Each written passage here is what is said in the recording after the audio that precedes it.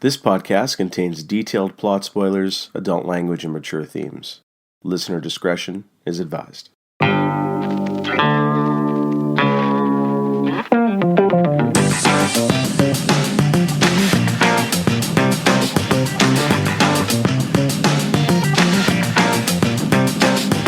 Welcome to a podcast of Rare Antiquities. Again, we continue our review of Star Trek Picard Season 3. Today we do episodes 8 and 9. How are you guys doing today? Feeling refurbished. Refurbished? That's I wouldn't say a deep cut, but maybe a cut for what we're about to talk about today. Yeah, for Jordy, that is a long, drawn-out cut. It's like those guys who restore those old hot rods in their garages, and it's kind of right up his alley, I guess. But we'll obviously get to them. Yes. How about you, Nathan? How are things going? Doing pretty good. Just finished watching the latest episode. Well, I'll save it for later. It's sort of along the same topic. Okay. Let's jump. I'm sure there's a lot to discuss here for these two episodes. So, we'll only talk about each individual episode first. So we'll start with episode 8. I'm going to just run down a few plot points, and then I'll tell you guys, I kind of organize my thoughts on how we should probably break out our thoughts after this. But kind of what happens from a plot perspective here, Vadic has control of the Titan and wants Jack. Of course, Jack does try and help with his mind foo. It doesn't really work, or, he gets caught in the act there. So then Vadic's about to kind of kill everyone on the Titan. So then they need Data's help, but Data's having a battle of the mind with Lore. Data does eventually win out. On the side, we have Riker and Troy bonding on the Shrike. As they're captured, Worf does rescue them. Raffi's on that ship, and it's revealed the changelings wanted something from dead Picard's body, which was something in his parietal lobe. Jack does eventually give himself up in the sense to trap Vadic on the bridge for some very odd reason.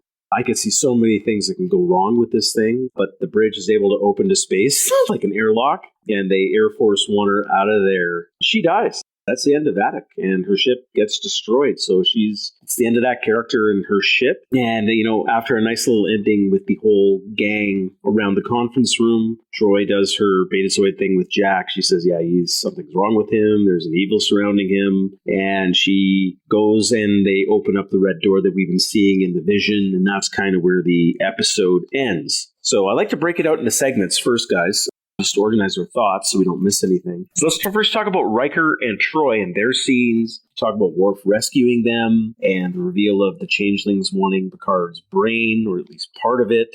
What did you guys think? Finally, Marina Sirtis gets some more stuff to do here, but let's just focus only on the Riker and Troy and everything on the Shrike and the revealing of Picard's brain being important for his parietal lobe. Anyone can jump in. I thought it was weird that we're actually getting this type of interaction with the character now, considering we've sort of seen them, we've seen them together in season 1, right? It was weird that they kind of had this rejoining, even though I didn't get the impression that they had been apart for any sort of length of time. I don't know. It was good to see these two characters together. I felt like the show kind of had them separated for too long this season. It was strange that I felt like they were reconciling, even though we'd already seen them together in season 1. I did like Worf's entrance. Michael Dorn's really killing the entrances for Worf this season, I felt like. And oddly, not enough for Raffi to do. Is this where they're actually talking about their son and how she was deadening his pain, or did they talk about that? Yes, you talk about this. Okay, yeah. I thought that was actually a pretty interesting idea that I wish could get explored a little bit more. We'll probably never, but kind of that idea of how their relationship maybe deteriorated because of the way he dealt with the death of their son and how she tried to help him, but maybe was not. It was sort of is it the right thing for the wrong reason, or wrong thing for the right reason? Wrong thing for the right reason, yeah. They still got really good chemistry, so I all of that's really good. I just wish that maybe this kind of character bit could have been delved into a little bit more. But I thought it was good for what we got. How about then just the idea of, I don't want to go into the details because that's all the revelations are in the next episode, but just the idea that they wanted something out of Picard's brain, his parietal lobe. I don't know. I don't know. This feels like a weird plot point that, it's revealed, but it's also doesn't really mean anything quite yet at this point. A real missed opportunity to say use or like his brain is gone, like something like a callback to like TOS's Spock's Yeah, Spock's brain. I was thinking the same thing. Yeah. It's like his brain is gone. Yeah. Raffi could have had a great line there. Oh, that would have been better. It's like instead of stealing the body. it's like what did they want with the body? And she turns around with this like weird like half-cocked look and her one eye bigger than the other. His brain is gone. Missed opportunity. Oh, that would have been great. And then they had it walking all by itself, like the body, like in Spock's brain. Oh, Oh man. oh, incredible. That would have been absolutely. Massive improvement than what we got. That's all I'll say about it. Yeah, that weird. Yeah. How about you, Jeff? Lobot Picard. Yeah, how about you, Jeff? Or that'd be awesome, just like Lobot in The Empire Strikes Back, and you just do that. Well, that's kind of what it was in TOS. It was very simple. Oh, that's great. I wish we got that scene. Raffi, like, does her thing on the wristwatch. It's like, Picard's like, yeah. oh, man. Okay, Jeff, yourself. I honestly don't have much to say about the Riker Troy stuff. They were good. I like them both. The timing doesn't quite seem right. I mean, I got the impression that their son died a long time ago. I got the impression that it had been a long time when we first met up with them in season 1. That's correct. So, and obviously that kind of thing is going to carry with, you're going to carry that for a long, long time. But it just seems like it's still really raw when it didn't feel quite that way in the first season. So, it's fine. When Dorn showed up, they played the Klingon music, right? When he... yeah, every time he walks in the room, they play the theme. Chef's kiss, Star Trek. They know enough to do that. Fantastic. Dorn's great. I mean, we know they wanted his body, that they were talking about the parietal lobe and his aromatic syndrome. I don't really have anything to say about it. It was just a plot point that leads to a further plot point that we'll explore. Important. Yeah.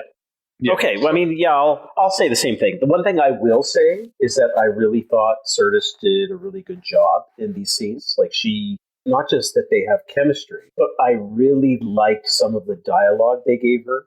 She said, like, one, she finally admits the mistake that she says, as a counselor, I should know not to hear with your grief. But she said she had to try, or like, I had to try and help you. I'm not getting the exact verbiage correct of what she said, or the dialogue correct, but I liked some of those scenes, especially the stuff that was coming from Troy. Now, the stuff that was coming from Riker, as you had said, Jeff, I'll echo what you said. To me, this all felt like, as a couple, they had moved past this, and their focus was more on the remaining daughter, Kestra. And, funny enough, when we aren't seeing them right away after the last episode or the last time we saw Riker, where he originally saw that Troy was also captured. So, of course, they maybe had some downtime where he may have asked this question, but for the audience, it's like, he didn't even bother asking, what about his daughter? Is she safe? Yeah. It's just like, yeah, it's okay, and then, like, they talk about how, I like the joke that she says, he was good in bed. The changeling that infiltrated. So that was great. So I dug that because all that joking stuff that they were doing. So that was good. The Worf thing, Klingon music aside, that is cool. I found it kind of hokey that he just shows up. I know it's supposed to be kind of a surprise, but you would think that breaking into the Shrike would be a challenge. It's not just, I know their shuttle is cloaked. They can get near it. How do you get on? Anyways, that's just a nitpick. I'll let that one go, but I'm not a fan of that one. And then, I'm done with this Riker grief stuff. I really hope they drop it. I hope that's the end of it. Now let's get into the data versus lore stuff, data lore. So we could talk all about this stuff and data winning the day. What did you guys think of how all of that played out? All of those scenes. This could be Geordi and Picard pleading to data. Like, we'll leave kind of the Vadic stuff outside of it. Just data versus lore and everything in that. I thought this worked quite well, personally. Gave Spiner a chance to face off data versus lore one more time. And that was pretty fun to see. I did enjoy how data eventually wins by allowing himself to be absorbed, essentially, and then lore just basically becomes data because he eats up all of his memories. That was a pretty cool idea. I like that. Instead of fighting, he just, take all my memories and without realizing what that was going to do to him. So that was a cool resolution. I thought it worked pretty well. Yeah, it's nice to see Data back, sort of, kind of. I'm not sure about the makeup, though. I don't think outside of just, like, whatever they do to hide blemishes for any actor on screen, I don't think there's any makeup on it. Isn't it just contacts and that's it for Data? It feels like there's a bit of a sheen. Again, I guess that's a bit of a nitpick. It doesn't really matter all that much. But yeah, I thought he was good. I thought he was really good. So how about then just, because there's some Fallout scenes You get some more moments with Geordi and Data. Data's kind of now also just talking contractions, throwing a couple jokes, but being a little bit more having some emotion in him. And we can even talk about the roundtable scene around the conference room. Everyone's there. This is after, of course, the stuff that happens with Vatic, but I'll just lump it into here. The whole crew's back together. There's some reunion with Data, like Troy finally says Data and all that stuff. So, any comments there? Any other? LeVar and Spiner always had good chemistry, and it was nice to see them have a couple lines together. It was one of the more touching aspects of Next Generation was their friendship. So it's nice to see them get to hang out. Like, they haven't really had scenes together since Generations. They didn't really have any scenes in First Contact at all that I can remember. So, and the other two movies don't count. So this is really nice to see them get back into it a little bit. Conference scene was great. I knew seeing them all together in one spot was going to be great. I never thought that the conference room setting was the thing that was going to be like an emotional moment, because like they're sitting around a table, and yet yeah. Well, that's TNG, but that's TNG. Exactly. So that's they of course spent so much time around that table, and it really, I don't know, it really sang to me when they all sat down at the table together. I thought that was a real good moment. Yes, it's smart of them to know that unimportant piece, right? That even I forgot it. What? Anyways, okay, Nathan.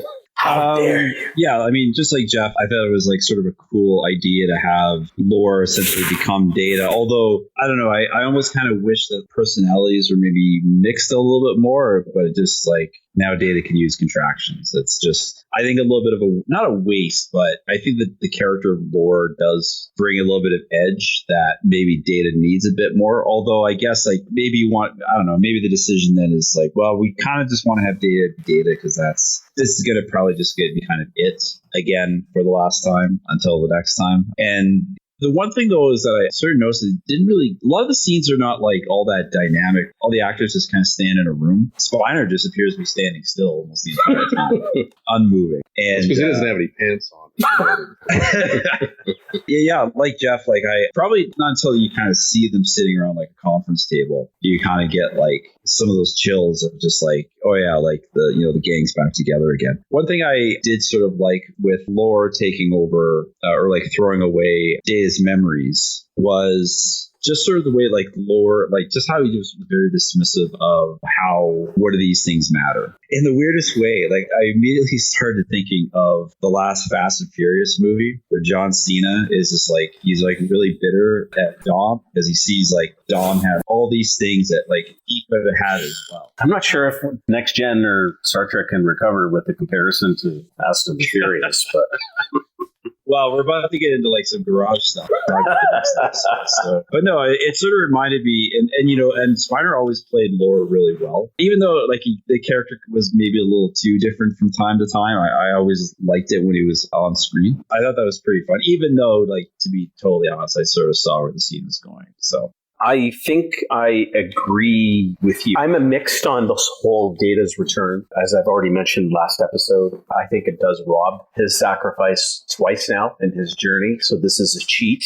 But you have to have it because the Next Gen crew's back. And then you get those, really awesome scenes between him and Geordi, which were missing in the previous movies and stuff like that. So you get a rekindling of that. And then everyone around the room is awesome. The thing with Lore, I was just really hoping he would have said this. Are you prepared for the kind of death you earned, little man? So I was waiting for that. It didn't happen.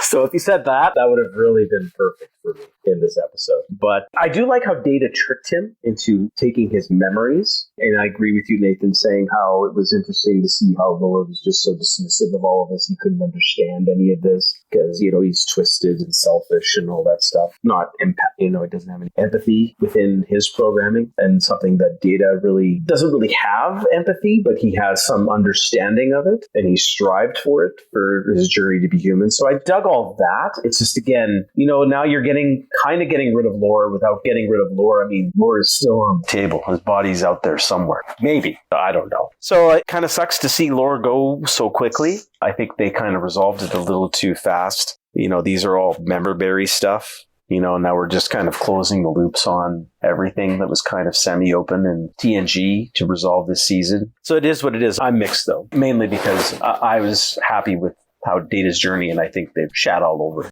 So, but it is what it is. But again, I do love the conference room scene. They're all around the conference table. That was awesome. Got the feels, got the swells. That was awesome. Okay, now let's talk about the remainder of the episode, which is mainly dealing with Vadic. She's got control, the Titan. Data, once he wins his battle with Lore, he's able to kick her off the bridge by opening that thing up. And then Jack's there. He kind of gives himself up a little bit. And I think him and Seven, because Seven stays there too, I believe. And then they erect a force field, or Data does that around them, and then opens up the airlock just on the bridge. It's so weird. The whole bridge just retracts open space. I don't know what you guys think about that. I found that really odd because that's the bridge. Go ahead. That is such a weird design feature, because it sort of feels like that is something that can go horribly wrong. Terribly wrong. Oh, yeah. At the worst possible. Exactly. Or it can be compromised or whatever. It's just, exactly. It's just so weird how they made that play out, but it is what it is. Anyway, and then, Vadic dies. Hang on. Sorry. Question. I want to ask something. So I did not look this up, but would a changeling die if they went into space? Because they don't breathe. No, but they will freeze. So yeah, freeze, but would it kill them? Because I seem to recall, I guess I could maybe look it up on Wikipedia or something like that, but I seem to recall that Odo was found in space. Yeah, but he probably wasn't found in space in a million little pieces. Yeah. Well, I mean, that's a good question. Maybe, she's, it's just like the T-1000, just warm it up and it might come all back together. You just don't know. It's quite possible that she would, but I mean, I'm assuming that all of those pieces, inertia being what it is. Oh, yeah, they're gone. They're all separated right. Finished. Okay, actually, I forgot that she shattered. Yeah, she shattered. Okay. And then the Shrike also exploded very quickly, immediately after, probably destroying what's left of the Changeling there. So, and then I guess then the question is, is that it for the Changelings? We'll get to what happens in the next episode, what the reveal is. And then, we can wrap it up here, dealing with all of the Vadic stuff, the Shrike dying, how it was resolved. And then now Troy's there with her Betazoid power. She's going to help him try and unlock his visions and what's troubling him and get to the bottom of all this. And then that's where it kind of ends. They're about to open the red door, which he's been saying, I never wanted to go near that in his life. So what did you think of all the Vadic stuff, the resolution of this character, how, her hostage crisis played out, that Vulcan science officer was vaporized, all the rest of the Changelings, I guess, are dead. Is that the end of the Changeling threat? We could talk about that as we roll over into episode 9. You could probably assume that there's still maybe a couple remaining on Starfleet ships, right? Because they would have been, infiltrating ships and star bases and so on and so forth. So, there might be a couple around, but I bet they basically cut the head off the snake, right? So with Vadic. How about just the end of Vadic there, Nathan? You want to just jump in? I don't know how I feel about it. It didn't feel quite as epic. It's a pretty epic death. A totally shocking death, but it happened so quick. It felt more like a mini boss has been dispatched as opposed to, and in a way, because she herself is almost kind of like a flunky. I still think that the character warranted a larger showdown, I guess, with the crew. But overall, I thought it was pretty good. And then the way they destroy the Shrike, I thought that was a pretty epic moment. Just ordering, because it's Seven that's ordering it. I thought all that worked really great, that part. Jeff, yourself. I thought it hit well. I thought it was an appropriately theatrical ending to a very melodramatic, appropriately over-the-top villain sending her out the airlocks. A great space villain way to go. I agree with Nathan. Felt very satisfying when Seven orders all of the photon torpedoes at the Shrike. I thought that worked really well. I thought it was good. Yeah, it played well for me. And we always kind of knew she was the flunky, so it felt appropriate. Common enough concept, right? Where the sort of the fearsome attack dog is sort of front and center, but the brains of the operation still behind the scenes, It worked. I kind of expected her to go in that episode. Oh, okay. Because we knew that there was a bigger bad that was pulling the strings. So it made sense to me that she would go first and then they would tackle the larger threat. While I'm agree with you, it kind of made sense because she's the flunky and there's a bigger bad out there. So, and the way they kind of put themselves into this corner with her taking control of the ship, there's pretty much only one way out. She's got to die probably in this episode if they're going to not extend that. I'm just really disappointed with the character. I think there was potential with Amanda Plummer, but over the last couple episodes, I've just not been digging what she's been given.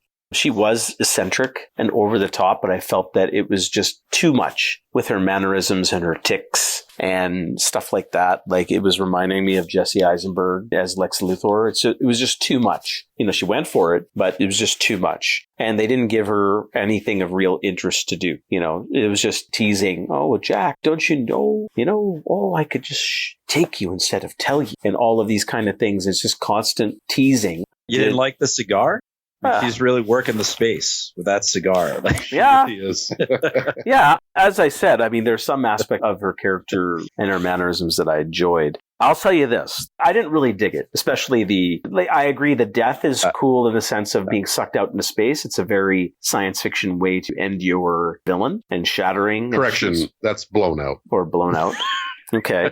And I agree with that. The only thing that I think would have made this way more better, because, you know, when Jack comes up and he reveals his little bomb, I would have said, he's holding a thermal detonant. And someone just agreed. You know, you do that, or you reword it a little bit, but you have the same kind of, you know, situation. Someone on the side says it. If they do it that way, all is forgiven, because that would have just been perfect. So that didn't happen. I was a little disappointed. So I'm Vatic transforms into Salacious Crumb and goes, That's correct. Yeah. That's correct. Kind of with you, Harry. I think, I don't think that they gave Amanda Plummer really enough to do. I mean, she's doing, I think, her best with like a thinly drawn character. Yes.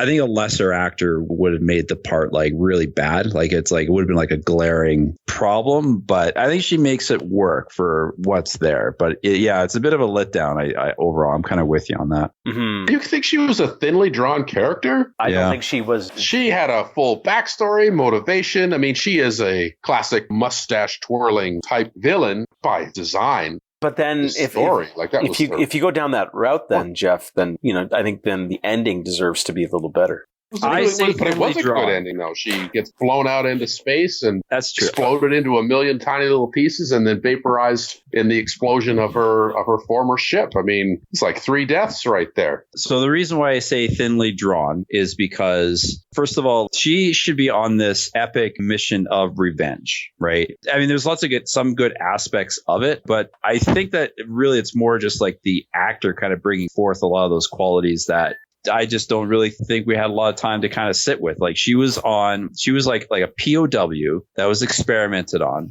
She took the face of her torturer. Those are all like really, I just feel like we just didn't have enough time to kind of sit with it enough. I kind of feel like if it was just some like CW actor, it would have been just brutal.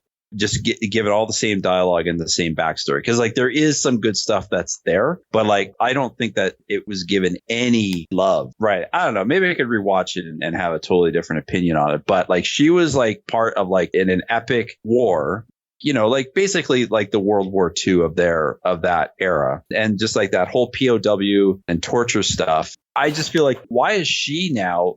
Maybe they'll sort of explain it, but it sort of feels like, well, why is she being commanded by anyone else? Like, why isn't she the big bad of it all? Because it gives her the ability to execute her revenge on a much larger scale than she would have been able to do just on her own. She's not a master. She is an attack god. I don't know. I would have liked a little bit more like a Baron Zemo in Civil War or something like that, where it's like, I need a way to like bring down someone more powerful than me. I get that that's kind of what's happening. She's not harnessing the big bad. She is agent of the big bad, I guess. Nathan, I kind of have the same feelings as you. I know there's satisfaction in her death there, Jeff, and, you know, you can't complain the way she went out. It's just that I wish that there was more to it. Even though, like, there is motive, we got a backstory, you can't complain, okay? She was tortured, she just wants revenge. But also, remember, we didn't get a lot of her backstory till much later in the show. Like, early on, she's just last episode. Mustache twirler. Oh, yeah, it was just last episode. Yeah. Most of the time, she is the mustache twirling villain. And, like, you put a CW actor in that that role, and it's just like, this is dumb. Well, if you put a CW actor in the role of Citizen Kane, it would also look very dumb. I mean, that guy's not really the right. Unless you replace all the actors in Citizen Kane with CW actors, and then it's gold. I would watch that. Just the entire cast of Riverdale. The entire cast of Riverdale Yeah. in Citizen Kane. Yeah. I mean, we will obviously talk about how the Borg are involved, the real big bads here. We might get it in the last episode. I'm going to venture a guess we probably won't have the time to go over it. Is going to be, how did they all get together? How did this, to me, I know we keep bringing up the stupid Star Wars sequels, but it just feels like, kind of another Snoke thing, or kind of another Palpatine whispering in someone's ear thing. It's just like, how did this all happen? You have this, tortured changeling group or changeling freezer people in the Section 31 lab, and all of a sudden they just join forces with the Borg, who are supposedly mostly destroyed, to hatch up this plan. And what's the motivation? Like, I know she just wants revenge, but again, it's just like, it just feels something is missing. I don't know. That's just me. But why don't we roll into episode 9, and I will start with the sound effect of classic George Costanza going, ha-ha! A lot going on in episode 9 here. Again, I'll go through the plot just like I did the previous episode, just to watched it. So Troy learns her kind of Zoid mind meld that, it's all about the Borg are behind everything, and use some code left Picard's brain, Feudus, and they're using transporters to add this code in all of the Starfleet ships to the hope of, or the plan, eventually assimilate. And this will activate on Frontier Day, with only younger officers impact and assimilate. And we're led to believe every single Starfleet ship is now controlled by the Borg in episode 9, once this situation starts. The Borg Queen, and I don't know if you guys noticed in the credits, it is voiced by Alice Krieg, who played the original Borg Queen in First Contact. Yeah. She's whispering to Jack all these years. Jack learns all this and just easily escapes the Titan and tracks down the Borg cube, which has the Queen on it. The classic Enterprise crew escapes the Titan on a shuttle, and the best part of the episode is that Shaw dies. Seven and Raffi stay behind on the Titan as Shaw's dying. And Geordi, as when they escape on the shuttle, Geordi leads them back to the Fleet Museum, where conveniently he has been restoring the Enterprise D, and the episode ends with the ship going to rescue Jack and presumably going to destroy the Borg Queen. So again, just to break out our thoughts, why don't we just kind of give me your first impressions of learning that the Borg are now the big bad. They're behind everything. We'll separate out Frontier Day and the classic crew getting on the shuttle and Shaw dying and them finding the Enterprise D. But let's just talk about kind of the biggest plot point is that the Borg are now the bad. That revelation, what's really going on. Anyone, floor's open. What are your thoughts? Awesome, not awesome, convoluted? Can't tell yet. I feel like it was kind of sitting right there the whole time, and we never really, for whatever reason, we weren't like, is it the Borg? Maybe because we weren't expecting them to go there. Maybe we were hoping they weren't going to go there. But when that reveal happened, I mean, it didn't feel convoluted to me just because it's like, oh, yeah, like obviously that's who it's been the whole time, because they're clearly after Picard's body and they're clearly after Jack for some biological reason. And we were asking the question before, like, why did they have all that stuff in the Daystrom station? And Nathan was like, he said, like, I can understand why they have Picard in there, assimilated by the Borg. You went through the Nexus, all that stuff. So it's like, it's been there. It's been sitting right there in front of us the whole time. So that being said, it is the nerdiest, nerdy fan fiction, nerdy stuff that any nerd has ever nerded to say that the Borg teamed up with the Changelings to destroy Starfleet. It's pretty wild to think that somebody would go for that sort of fan fiction type of plot line. Okay, well, then do you dig it? The cards are all on the table now. It's just going to be a fight at the end, and that's it. Yeah, fuck it. I mean, sure, why not? I mean, it's the Romulans have teamed up with the Klingons before. Why can't the Changelings team up with the Borg? It's not like it's unprecedented for two of Starfleet's major enemies to join forces to try to destroy them. Alliances happen between powers that you might not think is true in Earth's history. I don't see why it wouldn't be true in the future in outer space. I mean, the Borg don't typically do the whole alliance thing, but probably they can't assimilate changelings, so they've used them to help them execute this very nefarious and bizarre plan. But yeah, I'm fine. I'm good with it. I don't know. I'm a bit mixed like, first of all, like, didn't the last season sort of invalidate all of this?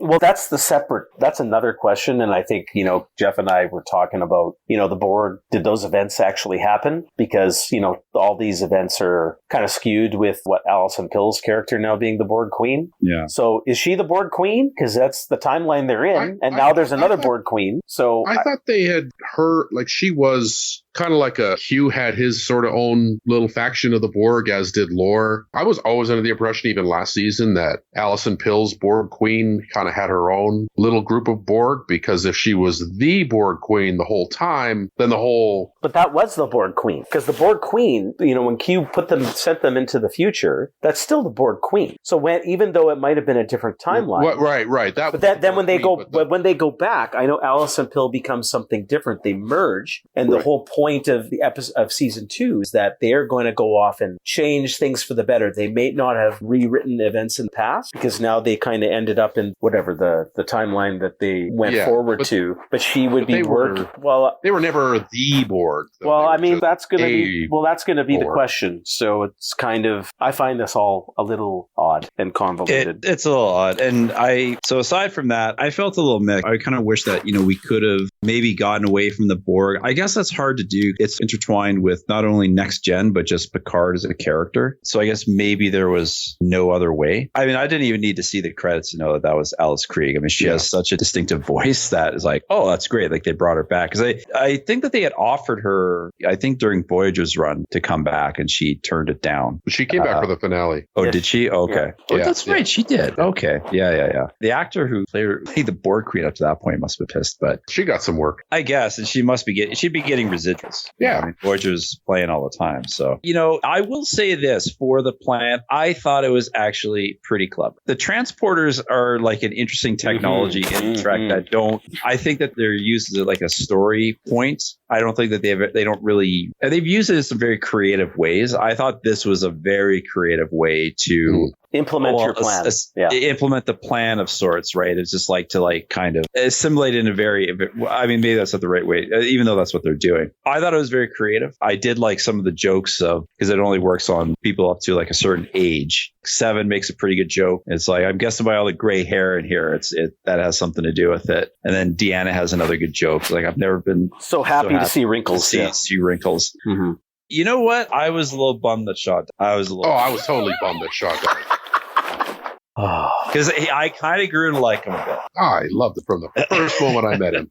We'll talk about Shaw, but okay. Fine. Go ahead. Finish your thought. Otherwise, you might forget. I know you kind of brought up like the end a bit, but before we kind of get there, one thing we didn't really talk about was or I don't think you brought up Shelby. We're not going there yet. We're only talking about the Borg. That's a separate discussion point. The thing with the Borg teaming up with changelings, I mean, it is very fan fiction-y, and it would not surprise me if there is at least one Star Trek book where they don't cross paths. I think Lower Decks actually has like a bit of a gag. Is it a Dominion ship? No, it's not a Dominion ship. I can't remember. They got so many fucking ships in that opening now for Lower Decks. Well, they have Pakleds fighting Romulans fighting Borg in the opening. Yes. Okay. For some reason, I thought they had Dominion in there, but no, they added the crystalline entity as well. They did. Yeah.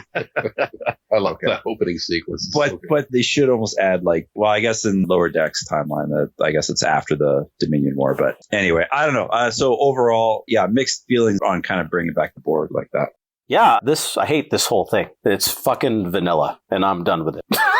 I'm sorry, it's vanilla? Yeah, this shit is terrible. Harry, it's basic. That's what the kids it's basic. Basic? What are you talking about? What's basic about this? You want it more convoluted? No, I didn't want more convoluted. I just don't like the Borg. I mean, we've had season 1 dealing with the Borg, season 2 dealing with the Borg. Now, you could talk about, well, how did they get around it? It's Picard dealing with the Borg. Well, fuck. He's had 2 seasons dealing with the fucking Borg. And here they are again. It is such a stupid decision. I was okay with changelings, even though I thought that was more of a DS9 thing and they were treading on someone else's playground, but I was willing to go with it. This is just stupid. No. Now, I got a couple questions for you. So I'm not a fan of any of this, but anyways, it is what it is. I got a couple of points. So they're saying the Irumodic syndrome that he was diagnosed with was a misdiagnosis. So I have a couple questions. What the fuck killed him in season 1 of Picard? 2, how does Jack get this fucking thing? Because it's part of Picard's parietal lobe. It wasn't in his balls. So,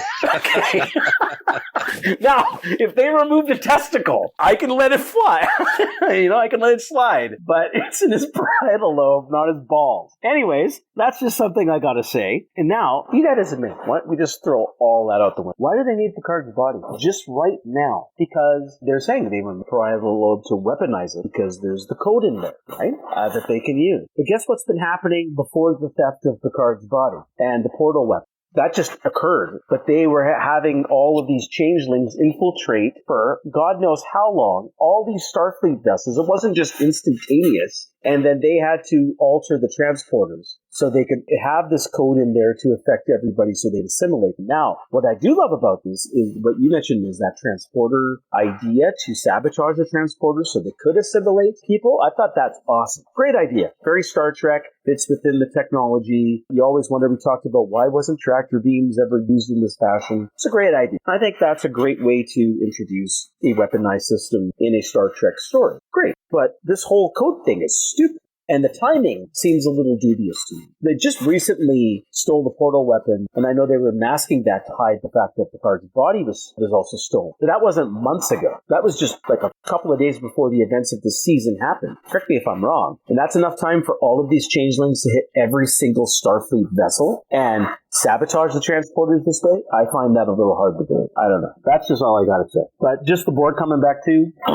Dumb. That's just me. You haven't said why. The board have been done to death. That doesn't make it dumb, though. Like, you need to back it. I've already backed it. They dealt with it in season 1 and season 2. Why are we doing it again in season 3? Enough's enough. Well, there's I'm your all right answer. if they want to retcon out season 2, though. Well, you're challenging me on my reasoning. That's not a reason. Season 2 exists. You can't retcon. Well, that's true. It does exist. But I mean, like, hey, listen. How many times have we seen Klingons or Romulans or Ferengi? Like, They keep coming back. They keep coming back. That's fine. But I mean, that's one thing if you're dealing with a 7-season story, a TV show, or a 10-season show, and then, they're coming back once a season or once every few seasons. Okay, no problem. But you're dealing with 3-season serialized episodes, and they're back to back to back dealing with board. And we've already talked about this. Picard has already dealt with, his trauma has been dealt with, and to me, his storyline wrapped up more than a good enough in First Contact, dealing with the board. Yet we keep going back to the same drawing board, and there's nothing else here. I wish there was something else here. It just from who the big bad is. It's so disappointing to me. It's just like, really? The Borg? The Borg Queen again? And we just had the Borg Queen in season 2? I don't know. But you guys are happy with it. That's fine. I'm not. Anyways, let's move on. Frontier Day. What'd you guys think? So we got a whole bunch of stuff going on here. All of Starfleet is literally there. Not one single ship is anywhere else. So I just want to point that out. But you do get the reveal of the Enterprise F. So that was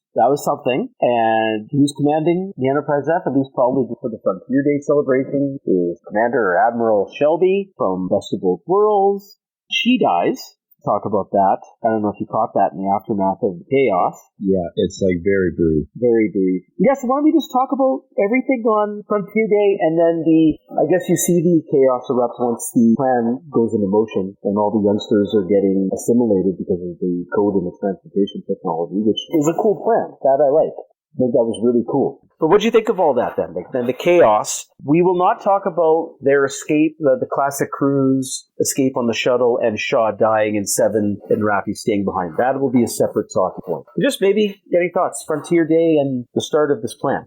Did you guys recognize Shelby right away? I didn't. But they did say it was her though, right? They said her name, but after I see her, so like I'm looking at her, I'm like, no, I did. That's somebody I'm supposed to know. Yeah, I did. Well, there was a far shot, the straight shot, where you see her sitting on the chair. And then you have the side shot, like which happened maybe 10 seconds later. The side shot is when I recognized that's definitely Elizabeth Dennehy. I think that's the actress. Yeah, I did. Until they said her name, I'm like, oh. I noticed that you put Brian Dennehy back on your avatar for Skype. You couldn't honor Elizabeth Dennehy? It had to be Dad? Well, see, I already had this picture downloaded, so it was... I'm just joking with this. Quick to throw in. Okay, fair enough. At least you did a Dennehy. Bloodline is represented. I mean, come on. It's identity. Mm-hmm. No, he's boss. Okay, anyways. Continue. Sorry, Jeff. Go ahead. More on Shelby or the Enterprise or Frontier Day. The Enterprise F looked pretty cool. That was neat. This is quite anticlimactic. It's an Enterprise, and I guess it's kind of like the Enterprise B I didn't have that emotional connection to it, even though I'm like, oh, it's the Enterprise. I want it to fly right into my heart. And yet it's not my Enterprise. And I have several Enterprises. So I don't want to say it fell flat. I thought it worked well. And what better day to like introduce, I assume this was like the maiden voyage of it. And they're talking about the old NX-01. That was all pretty cool. Okay, can I ask a question? We'll do a little segue, quick one. Your favorite Enterprise. Just the ship, not the crew. The ship itself. Like just from like a design, like how it looks. Man, if you could take the advancements away and they're all on equal footing, and if you're on equal footing in terms of technology and size, but which design then? So I guess it's design, outside and inside. Oh, man, it's really close. And I mean, it's almost like a 5-way tie. No, for real. Okay, fair enough. I love all of them, but I almost always come back to the Enterprise C. Oh, really? Yeah. That's an off-the-wall pick. Good for you. Okay, Nathan. I think the D. I like the aesthetics of the interior. Not that I don't love like the original Constitution from TOS, even though the movies were also pretty good. But there's something about that weird 80s retro future aesthetic. Like everything's curves. They have some of those large areas of just like domes and stuff like that. I kind of dig it. It's sleek, although it's very close. I mean, they're all like really awesome ships, and like the different eras have like these different looks and feels that are like really special. Mm-hmm. Well, mine is definitely the Enterprise, specifically from the motion picture, the refit.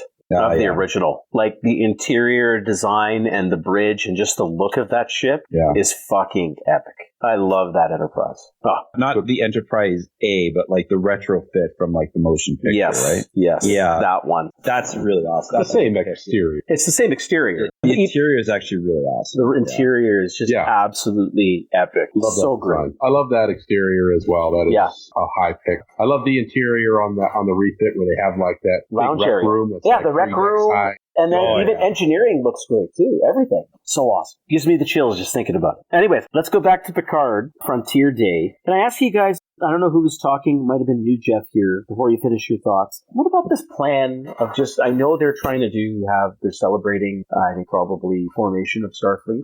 The Shelby mentions, which is what Frontier Day is. But why have the whole fleet there? And then two, any comments on this weird, we are going to now do for the first time ever, have all the ships link up so they can do the same formation. And it's not just for demonstrative purposes for Frontier Day to look cool, but we think it's a great military idea.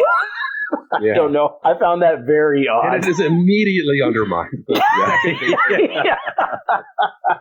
I'm going to push my nerd glasses up my nose here and lay a little thing wrong there when she's given her speech about the NX-01, like founding of what we would come to know as Starfleet. Like, nope, they were already Starfleet when they launched that ship. They had Starfleet. Yeah, I was going to mention that too. I thought that was the case. The Federation. It was the Federation. Yeah. So they can still have, like, it makes sense that Frontier Day still be kind of like the maiden voyage of the NX-01. And that's all fine. Yeah. Foundation of what would become the Federation. They were supposed to. Cancel this show. Cancel the show. That is just too far. It's too far. No. So then they are revealing the Enterprise specifically because it was on the day of the maiden voyage of the NX-01. That was the impression I got. So why the fuck is Shelby taking the place of the new captain? Maybe he doesn't arrive till Tuesday. I was going to say, before she died, it's like fire phasers, and they say, it didn't come till Tuesday. Then she gets shot. Oh, that would have been hilarious. But this was the entire premise of Battlestar Galactica, was their analog ships were the only that could survive the Cylon invasion because they couldn't be networked. That's right. Right? That's right. Oh, so I'm they stole it. I guess they stole it or didn't heat it because it does really I see what they're doing thematically, right? Like they're showing the vulnerability of the interdependency of the ships and like how that could be turned against you.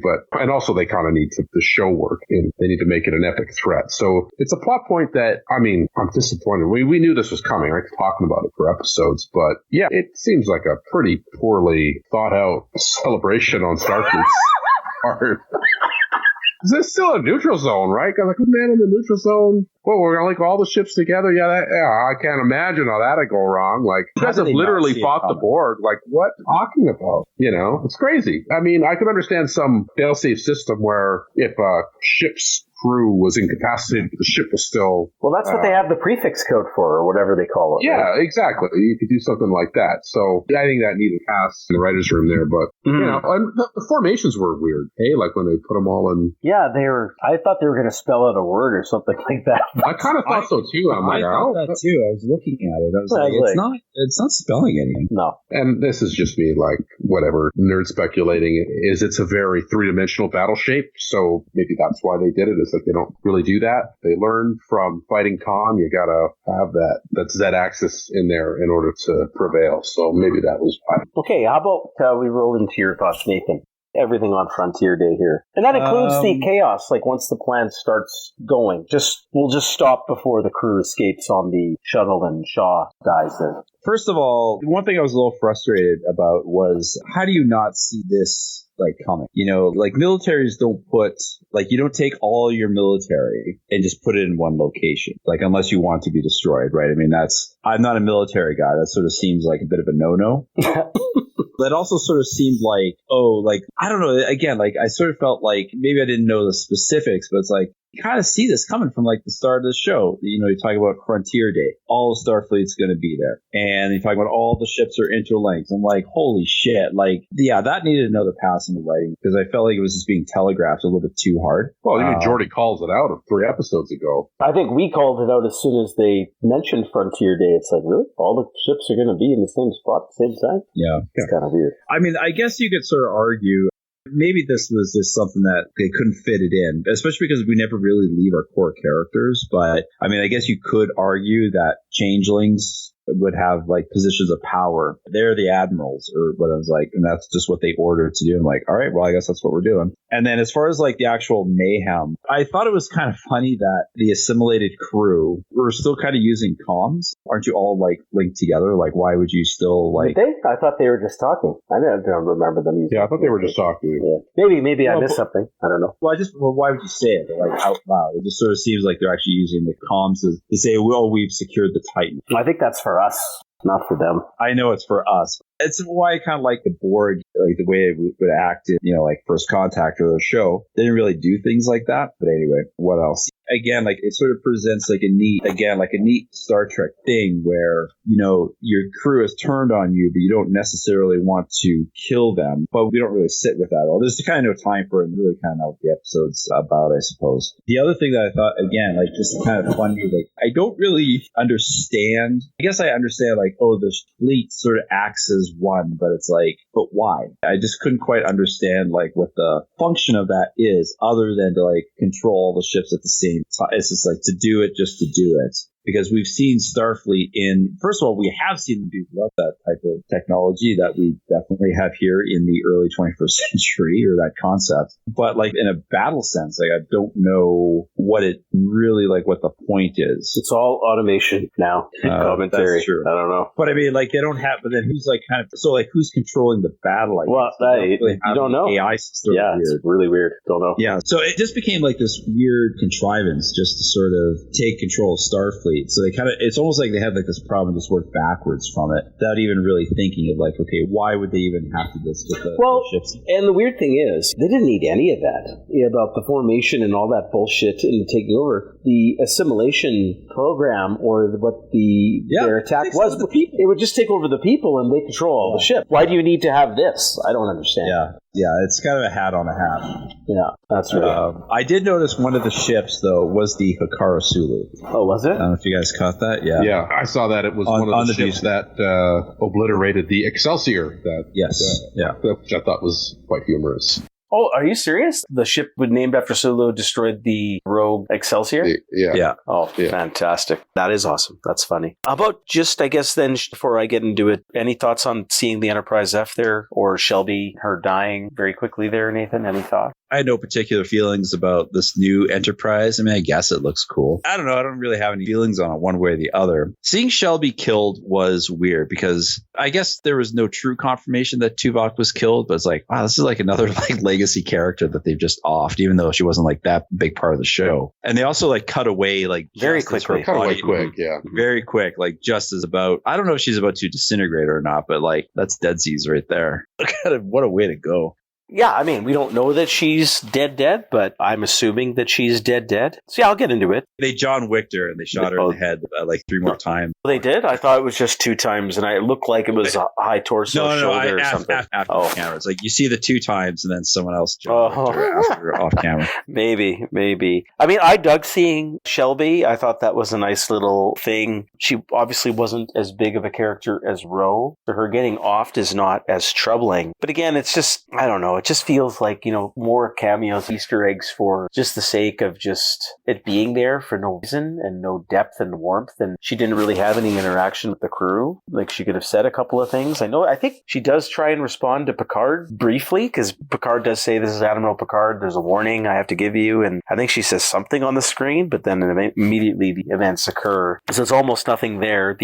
Seeing the Enterprise F, I mean, it's very hard to judge. We didn't get to see a lot of the design. There seems to be an arch underneath the nacelles there that continues on each side, which looks kind of interesting, but then it kind of goes to its underside, and then we don't see any more or anything else that happens to the Enterprise F. But I did feel that the reveal was a little underwhelming. I get its importance to Frontier Day, but just imagine, guys, I mean, I think, Jeff, we talked about this in season 1, maybe even season 2. Like, wouldn't it be nice just if the new Enterprise just came in, helped them out in the climax of the season, and, they have a little bit of time there. Here, it's just like the Enterprise F still does have a chance to participate in the events of the next episode. I would highly venture a guess that would be a no, but you never know. But I mean, I just kind of wish that the reveal would be a little bit more epic, kind of like at First Contact when the Defiance getting beat, the Enterprise comes in, and it's kind of just, it just gives you the feast.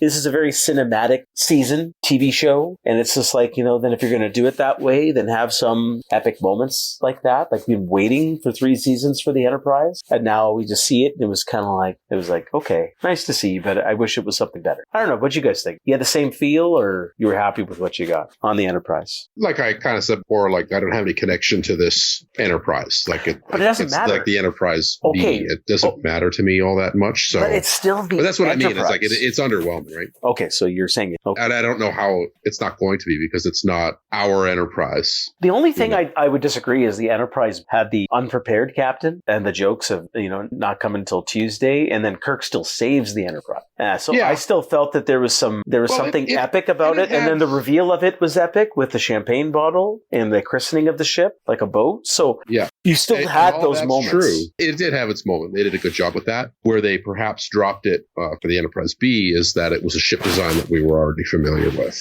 Okay, touche. But this also looks very similar to the Enterprise. It's definitely an iteration of the Enterprise E. Of the Sovereign class. Yes, that's right. Okay, the rest of the Frontier Day, I won't restate what you guys have said. I think formation plan, and they're all working in just a recipe for disaster, and it was a disaster, so I found that humorous. It makes the fleet so vulnerable, and it's just a dumb idea. Maybe we can just blame Shelby for it, and then she dies, so I guess she's going to take the fall. So that's it for Frontier Day. I mean, the action was okay. I didn't mind. I liked how all the younger Starfleet officers are getting simulated, and you have kind of the back to the, both of, like, the LaForge, Sidney LaForge, and then the other pilot who's on the bridge of the Titan, and they're not responding, and they're getting assimilated. And I thought those scenes were good, developed a little bit of tension there, so I liked some of that chaos and some of that outcome, even though, again, I'm not a fan of the Borg coming back, but at least those scenes had a bit of tension, so I dug that. So then what happens now is the remainder of the episode, we see the crew of the Enterprise escape on a shuttle. Geordi's going to lead them to the Fleet Museum, where we'll see, you guys can talk about, it's the Enterprise D revelation, and Shaw getting shot, and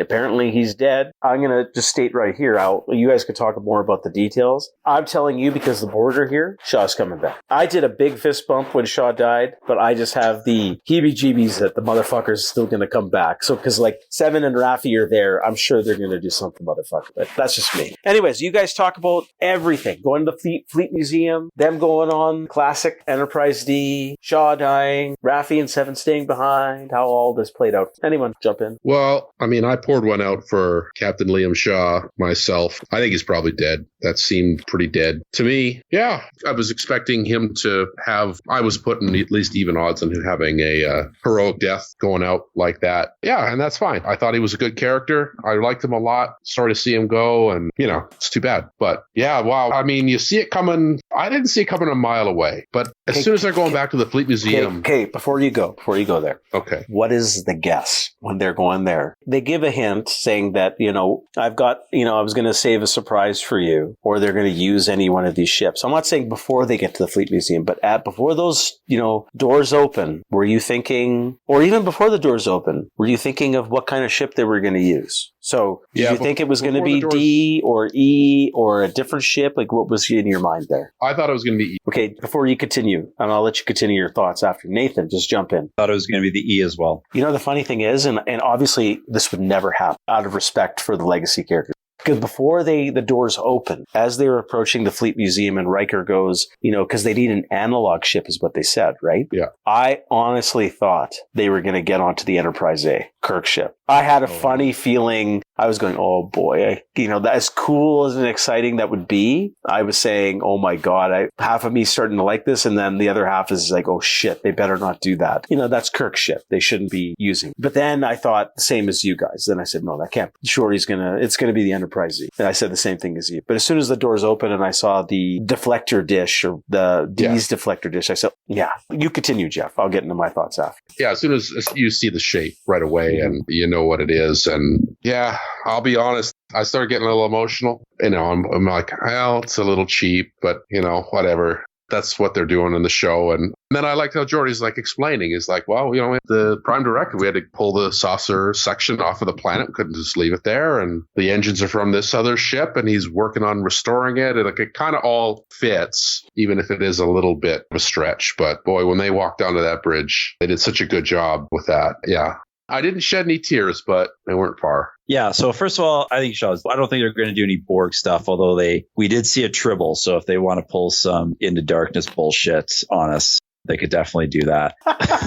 That's a deep cut. And a horrible deep cut. One that will not heal. Gives you an infection. But I think it's just a little more fitting that, because I think the whole point of that is now 7 is going to be Captain Titan. And I don't know, I'm hoping for a spinoff. That'd be kind of cool. But anyway, I was really shocked that they went there with restoring the D, like Geordi LaForge, like 25th century Jay Leno. Just I'm just working on a thing in my garage. It's just kind of funny that that's where the technology is. You just rebuild a starship, something that probably takes, an unimaginable amount of manpower to pull off. The Fleet Museum is going to be restoring spaceships all the time, probably not ones that have been obliterated, but their restoration work is going to be absolutely a part of what they do. So they would have the manpower to do some of those things. This is probably a bigger project they've ever done, but it's not really insane.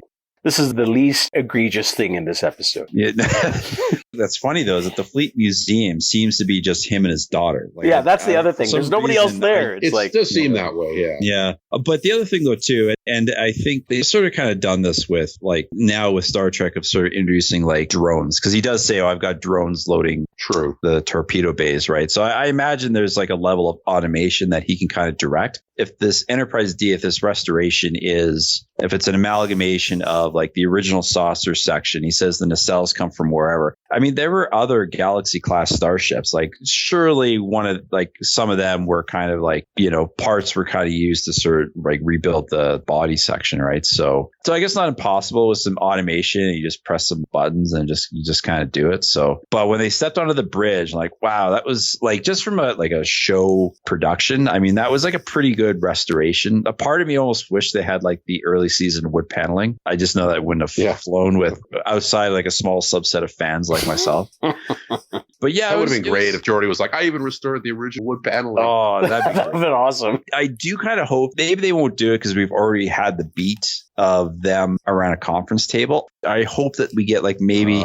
a scene in the original conference. That'd be awesome. And Picard's ready room. Yeah, and Picard's ready room. Yeah. With the fish still there. Yeah.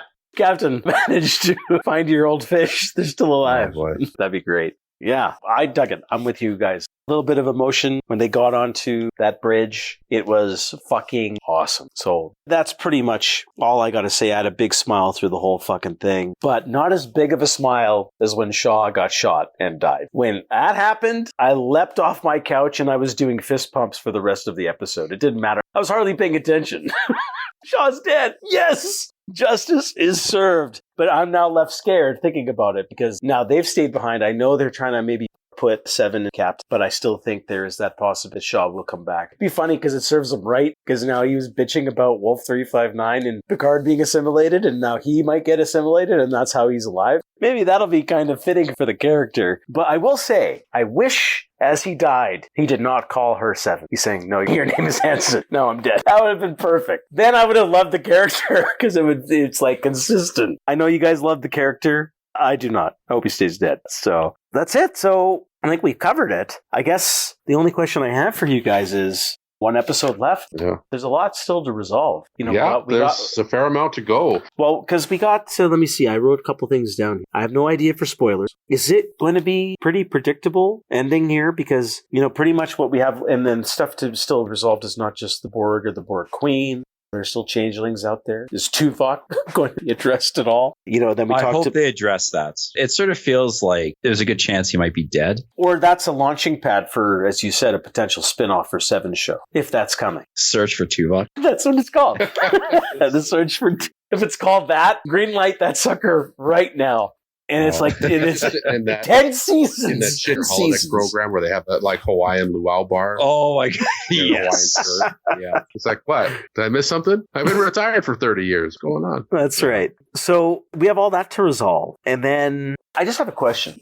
This is kind of getting a little, do you guys think it's going to be pretty predictable or trope? Because we didn't talk about Jack kind of submitting himself for Queen at the end there on the ship. So he gets jacked in. Looks like he's about to get assimilated. But is it going to be as simple as, kind of like a last minute turnaround? Picard will see him, whether Picard's on the Borg cube or not. I'm assuming Picard's going to go by himself on the Borg cube, face Alice Krieg again as the Borg Queen. Jack's going to be there. Maybe Borg's going to be surrounding him, Borg drones. He's going to plead to Jack, and Jack's going to turn the tables on the Borg Queen. Whether Jack survives or not, assuming he will. Is it going to be as predictable as that? Again, I have no spoilers. I don't know what's happening. But do you guys think it's going to be as predictable as that? My fear is that we're just sort of setting up exactly what happened last season of will Jack just take over the Borg now or something like that? Are we going to see the Borg destroyed for the umpteenth millionth time? I mean... Well, that's going to be the end result is the Borg is going to be destroyed for the umpteenth time. I mean, there's no way you're going to end this season with them still out there as a threat. So I'm assuming the Borg are going to be resolved 100%. Borg Queen's going to be destroyed again. My question is, from your perspective, is it going to be as simple as that? And then there's other stuff to resolve. You got 1 episode. I hope they kind of pull a rabbit out of the hat and kind of surprise us. I hope so. I'm not sure they're going to. Jeff, thoughts? Yeah, it's certainly possible that it'll just be that. However, I feel like they have a bit more action in store. Oh, that's the end game. Yeah, I'm sure they're going to have a little fight.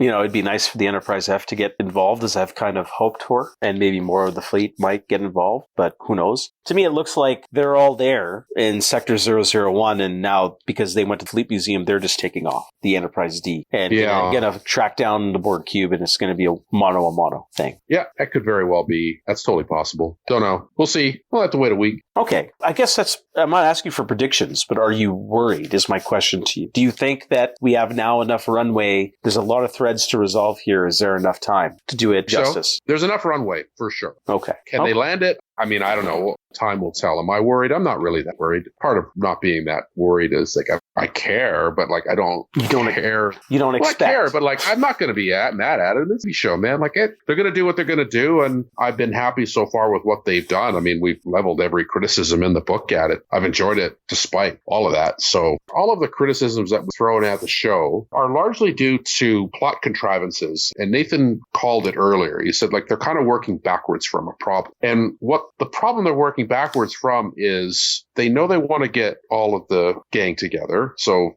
there's certain givens that they have to take into account, and then they got to write a story out from there. So number 1, they got to have everybody back. Okay. Number 2, they got to give everybody something to do dramatically. Otherwise, they're not going to come back. And 3, they have to tie certain plot points up that either weren't sufficiently addressed or would naturally come up if you're bringing them back, i.e. the whole Data and Geordi thing. There's things that they really don't have a way out of to just not do. So those are actually complex moving parts. So now they're writing the story backwards from having like a character-driven, conflict-laden dramatic series, right? So they're doing all this stuff backwards. That's not the best way to write a story, but they had no choice if they were going to do anything with this cast, right? So that's where all of this plot comes, is they're writing it in the wrong direction. When you consider that they're writing in the wrong direction, they're doing a pretty good job with what they have. So am I too worried about what they're going to come up with at the end? Not really, because it's more about like the journey for the characters, their arcs, and these characters that all of us have grown up watching again and again and again and again and falling in love with over and over again and having all these moments and memories. It's more important that they get their due as opposed to this,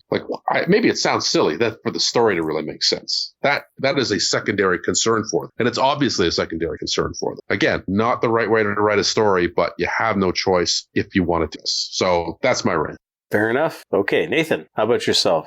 Concerns, yes, but I think I've been for the most part pretty happy with this season. So it doesn't have to be like a perfect 10 on the land unless it goes completely sideways. I think the other thing that also makes me not get too worried about whether or not the end is good or not is that in the before times when you don't get much of your favorite franchises, there's lots of Star Trek kind of going on. The season's been pretty good. If the end is not perfect, I can live with it. And there's other things that kind of keep me going at the same time. I think for the most part, I'm optimistic that they'll at least have at least a conclusion that I can at the very least live with, I guess. I mean, that doesn't sound too optimistic, I suppose, but I think that we'll kind of get some satisfying thrills in the last episode. Maybe one more surprise cameo. I don't know. I didn't say that surprise cameo because I have knowledge of anything. It's just because the show's been pretty cameo heavy. Yeah. Why not one? Maybe Wesley just shows up and saves the day.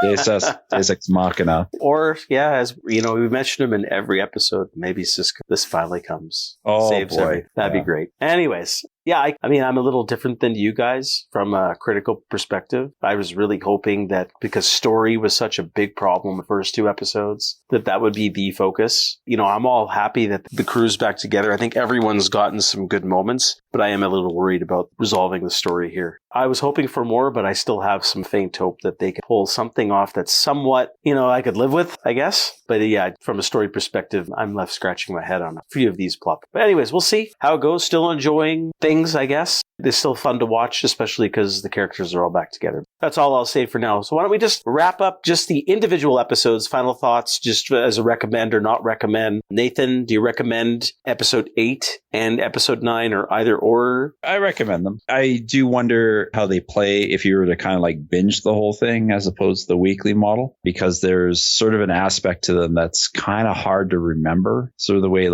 shows are these days, where this season's been a little bit better about it, but a total recommend for me. Okay. I'll give a recommend to episode 8 and it's hard for me to not recommend episode 9, but it's a bare pass because I'll recommend it just for the Enterprise D reveal and the crew getting back on that ship. But outside of that, I'm not a fan of the story points with Borg there. I think that's just vanilla. And some people like vanilla. I fucking hate it. Anyways, go ahead, Jeff, yourself. I thought a couple of solid episodes. I think the season was stronger at the start than now, but solid episodes, good character moments, and seeing the gang together, especially on the bridge of the Enterprise D, which I didn't think they were ever going to do, was pretty special. So it's not the greatest Star Trek. I recommend it. Good solid episodes. Well, I guess that does it for today. Our review of episodes 8 and 9 of Star Trek Picard Season 3. So I guess, guys, we will reconvene and review the final episode next week,